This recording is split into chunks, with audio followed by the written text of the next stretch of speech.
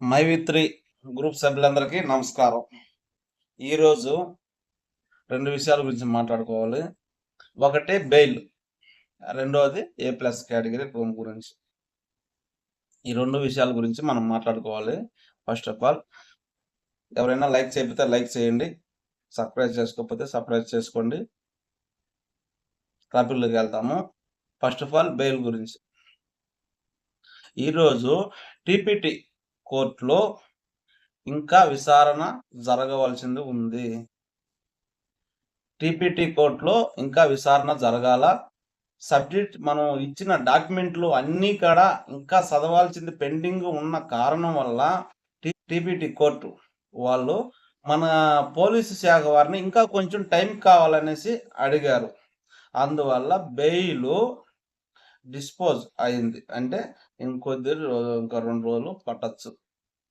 అంటే బెయిల్ అనేది ముందుకు తోయడం జరిగింది. ముందుకు చేస్తే అది రిజెక్ట్ అయింది. రిజెక్ట్ అయిన వల్ల ఇప్పుడు వచ్చి ఈ టీపీటీ కోర్టులో ಇನ್ನೂ విచారణ జరిగిన తర్వాత ఈ బెయిల్ పిటిషన్ అనేది మళ్ళీ వేస్తాం. మళ్ళీ బెయిల్ పిటిషన్ వేస్తే బెయిల్ పిటిషన్ ఎక్కడ వేస్తామంటే హైకోర్టులో వేస్తాం. హైకోర్టు అనేది ఇది విచారణ జరిగిన తర్వాత ఇంకా పెండింగ్ ఉన్న డాక్యుమెంట్స్ చదివిన తర్వాత తీసుకుని వెళ్ళి హైకోర్టులో సబ్జెక్ట్ చేస్తారు. టీపీటీ కోర్టు వారు హైకోర్టులో సబ్జెక్ట్ చేస్తారు. హైకోర్టులో సబ్జెక్ట్ చేసిన తర్వాత అక్కడ అనేది వీడింగ్ జరుగుతుందండి. అక్కడ విచారణ జరుగుతుంది. అక్కడ విచారణ జరిగి అక్కడ మాట్లాడిన తర్వాతనే మనకి A1 అని కూడా అక్కడ వాదించుకుంటే మనకి బెయిల్ దొరికే అవకాశం కూడా ఉంది.